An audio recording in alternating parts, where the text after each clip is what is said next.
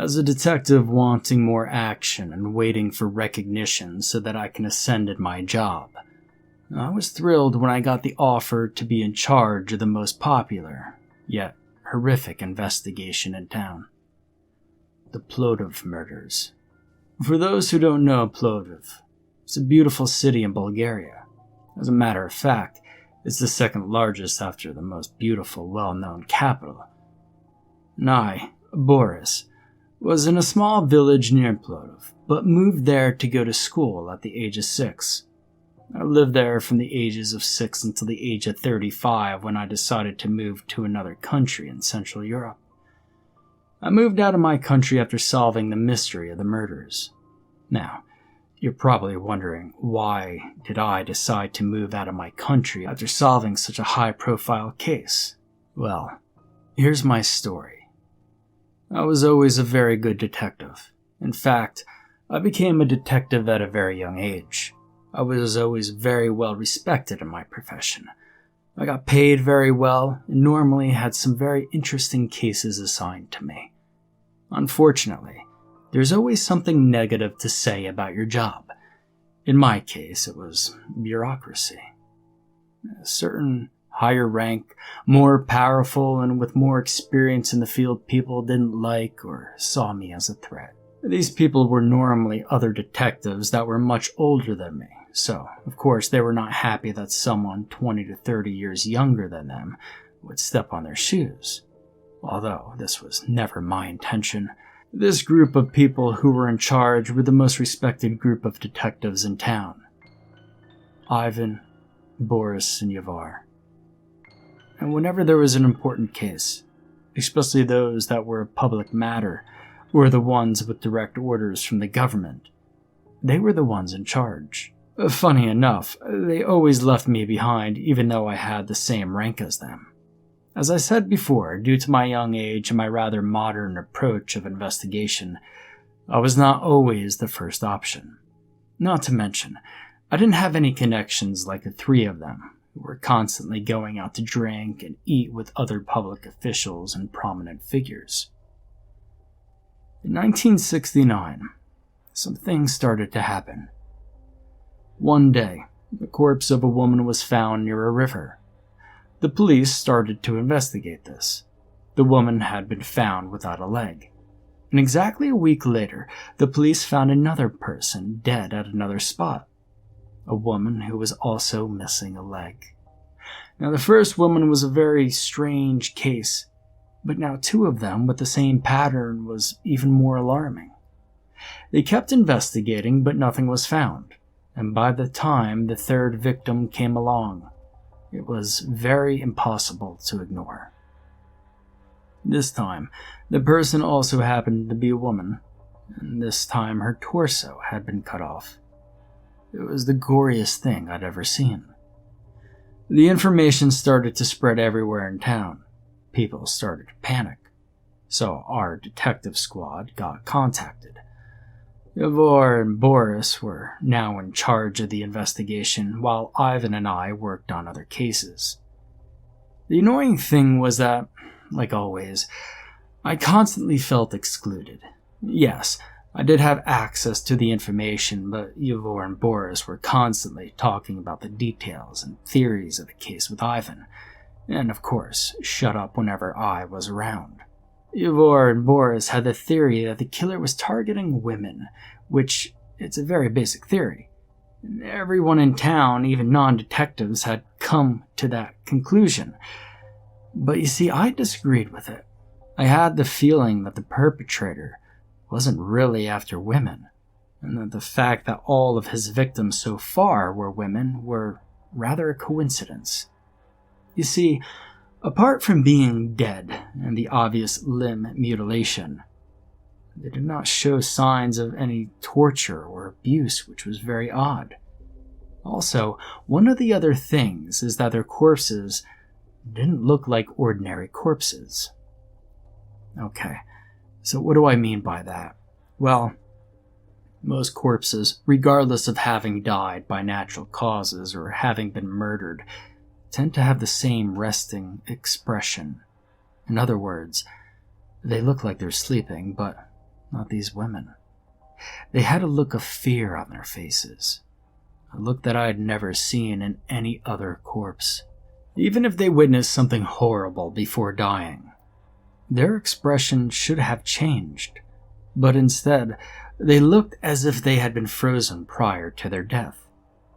2 of them had their mouth wide open, as if they had been screaming. 1 of them had their eyes open as well.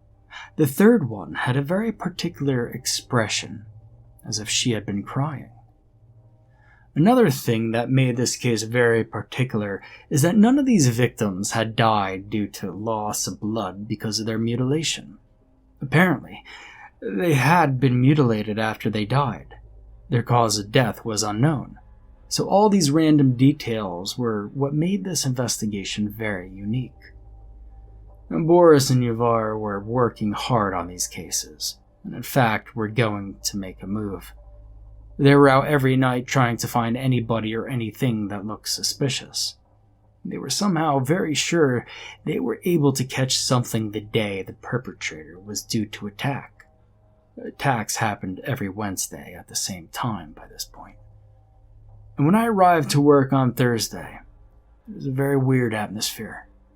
There were lots of cars outside our building and the place was full of people. At first, I thought it must be something good. Maybe these people were here because the murderer had been caught. Unfortunately, once I got to my office, I got told by our security that I needed to go to the meeting room because higher officials wanted to see me. As I got to the office, I saw my commander, some other politicians, and other very highly ranked officials. I did know some of them, but mainly Boris and Yavar and Ivan were the ones who dealt with them. I greeted everybody and asked what was going on. Then they gave me some news that I was not expecting. Yavar and Boris had been killed last night, and the suspect was the mysterious killer. I was shown some pictures of Boris and Yavar, but it was the same pattern, same strange positions if they had been frozen prior to their deaths. And Boris looked as if he were fighting, and Yavar as if he were running away from the scene. Both of them had mutilations. Both of them were missing their arms. I hated thinking about it, but I had been right this whole entire time. Women so far were just a coincidence. Now Boris and Yavar thought there was nothing behind the mutilation of the corpses. They thought the person who did it was a sadist, and that's about it. And I, however, always had a different opinion. There must be a specific reason or purpose behind these mutilations. I did not know what exactly that was, though. Now, in my meeting with these important people, something very important happened. I got assigned as the detective in charge of the investigation. I had mixed feelings about it. Of course I accepted. Well, it was really not a matter of accepting or declining. It was a duty assigned to me. Nevertheless, I was excited. I had finally had all eyes on me. Although, I couldn't help but being nostalgic. Even though Yavar and Boris sometimes were just pains in the ass, they weren't bad people. They were good at their jobs, and they were good people at the end of the day. When I got out of the meeting and all the commotion left, I wanted to start working on the case, so I looked for Ivan. I wanted to ask him for help with this case and make him part of my team. The problem was, I couldn't find him, so I asked our secretary, Miriam, and she said that Ivan had quit. Now, I was completely in shock. Ivan was not that old to be retiring, and this was his ideal job. However, I guess I understood why he did it. His friends and co-workers for over 20 years had been brutally murdered. Now, I worked on the case for about a week and still no clue. Yet, another murder had happened. This time, the victim, a male, was decapitated, and we couldn't find his head anywhere, just like the rest of the corpses from before. And even though I was new at the investigation, people didn't care. Even though only a week had passed, it felt like 10,000 years. I had the pressure of the public and the pressure of my superiors, and I get it. We all had fear. We had never seen such things happening before. Something so gruesome, so macabre. Now, I knew I needed help from someone who was good or better than me, so I went to Ivan's house. His wife opened the door. She seemed very gentle at first, but once I explained who I was, she became wary. I noticed her change as soon as I told her I was a detective who needed Ivan's help. She said it wouldn't be possible to speak to him, and I asked her why. She just said things were different now. I could notice her distress, and yet I kept digging. I asked her whether she was okay, and she remained silent for a few minutes until she told me his health wasn't the best. I then suggested I could help out by maybe taking him to the hospital if needed. It's not that kind of health, she said. I don't think they can help him in a hospital, she continued. And I tried to convince her, and finally, after a few minutes, she let me in. I did notice the house was a little bit of a mess, and all the windows were shut, which was strange during the daytime. And she led me to a room where she knocked twice and said the words, "Ivan, it's me. I'm coming in." And once she opened that door, I must say I was quite surprised. Although I have seen many things as a detective, I've never seen someone so close to me deteriorate so much in such short time. Ivan was in his room, sitting on his bed, looking very rough. His hair had begun to fall out. He looked pale and skinnier. Overall, in a week, it looked like he had aged 30 years. But that wasn't the worst of it. His personality seemed a little bit off. He wasn't really making much eye contact and seemed completely distant. His wife left us alone, and I started asking him why he had abandoned his job, and how did he feel after what had happened to his friends. He then proceeded to tell me he knew what had happened to them, and who had done it. I was taken aback. I was completely surprised. An adrenaline ran through me, thinking I could finally solve this and make it stop. I asked him to please tell me what he knew, and he giggled. "It's not that easy. You won't be able to stop it now," he said as he opened a chest drawer and gave me a very old-looking book. It was rusty and smelled like metal. The book had a very random logo in the cover. It looked like some sort of pentagram. And once I opened the book, I noticed it was written in Latin. I couldn't understand what it said, but I did look through some pages. The book was definitely creepy. It had some random images of demons and other sinister creatures. For what it looked like, the book also had some instructions. However, the thing that really got me was in one of the images of the book, there was this ghostly-looking creature. He had a random and ambiguous human shape, but nothing really defined. On one page, you could see the spirit removing someone's leg.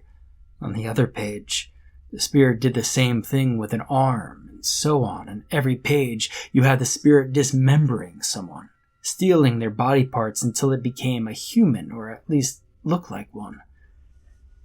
The book was just so confusing, but I think I got the idea of what was going on. It must have been a satanic ritual, and I asked Ivan where the book was found. He said that it was in the last thing that Boris and Yavar were investigating before dying. He said they found the book in the house by the river, and when he described what the house looked like, I knew who lived there. A very strange woman who people said was into dark magics. So it all made sense now. She, alongside someone else, must have killed people in order to do this ritual. I went to this woman's house on my own. I'd done surveillance, so I knew there wasn't anybody who could hurt me. And I was pretty sure this woman had something to do with all this. And to start with, her house was less than 5 minutes away from where the first corpse was found. I actually knocked on the door, and to my surprise, she opened with no problems. "Detective, I did not think I would have any more visitors after your friends. she said as she invited me into her house. And I must admit that took me by surprise. I did not expect her to go straight to the point. I asked her about Boris and Ivar, and she was very honest, telling me they had visited her a week ago, a few hours before dying. I asked her if she had killed them. And of course, she was taken aback, and then answered that she indirectly did it. She told me to give the book to her, and so that she could translate. The book was full of instructions on how to summon demons. She translated the pages with the drawings that I previously mentioned. Basically, in the book, it says that once that particular demon is summoned, he will try and steal people's appearance so that he can have a human body. And by appearance, I mean their body parts. Once it has a human appearance, this demon will blend in like the rest of us and cause trouble and misfortune to innocents. The reason why he just can't grab a single body for this purpose is because at first he's not strong enough, and that's why he can only do it one part at a time, and every single week, at a single hour he appears. The woman confessed that she had summoned this demon. She said someone gave the book to her, and because she was interested in all these things, she wanted to give it a try. However, she explained that she didn't think it would work. She began to cry and told me how much she regretted it. This story was so crazy. It was difficult for me to believe it. The woman said that she knew where the monster would attack that night. And since she had summoned him, she hears voices.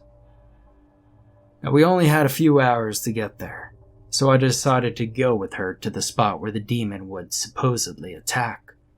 When we got there, we casually waited inside an abandoned barn, did not go anywhere near the street. The woman had warned me this creature would not die no matter how many bullets I used or even what I do. The night the demon will find his final victim, and the woman sacrificed herself to be the victim. Now I know this is unethical, but I let her go outside to confront the beast. But never in a million years did I know this demon was actually real, and that he will in fact kill her. The demon took her eyes. It was the last thing he needed. It was incredible to see what this creature looked like. He looked just like a human now, and not a random butchered one. All the body parts had blended perfectly, but you could sense something evil about him from miles away. And also his strength. His powers were definitely out of this world. Now the woman did not suffer. As soon as he came close to her, she became paralyzed, and then without needing to touch her, the creature grabbed what he needed from her. And that explains a lot about the expression in all the corpses. Luckily, he did not see me peeping through the windows of that old abandoned barn. I felt guilty and powerless, even though I knew the truth was there. There's nothing that I could do. Nothing I could do to defeat this demon. Didn't even know where he would go next or what he would do next. According to the woman's translation, after they get what they want, they travel somewhere else to bring chaos in different ways. However, people would never believe that, so I lied to them. I said that I had caught the suspect near the river that night, and I had shot him. However, he had fallen into the river. Now I claimed to shoot him in his head, so that there was no way he'd be alive, and I convinced Ivan to say he was with me, and that he had witnessed everything. We said the murderer was nobody from town because of his accent, but that we believed he was mentally ill. Now that was good enough for people to believe, and it did help because it calmed a lot of people down. But the demon left that night. Where is he? I don't know. And are there more like him? Well, I mean, there must be. The book has been around for hundreds and hundreds of years. I couldn't stop feeling guilty, and a few weeks after this case was closed, I moved far away. For what I know, this case is barely spoken about. In fact, it's probably more of a myth than a fact at this point. Everybody kind of hid the information. There's nothing really to find about it. So you're probably wondering, what happened to the book? Yeah, well, I tried to burn it, but it didn't burn. And so I have it somewhere safe. However, my fear is that I'm now old, and once I die, I do not know who will find this book, and if they will ever try to summon another demon.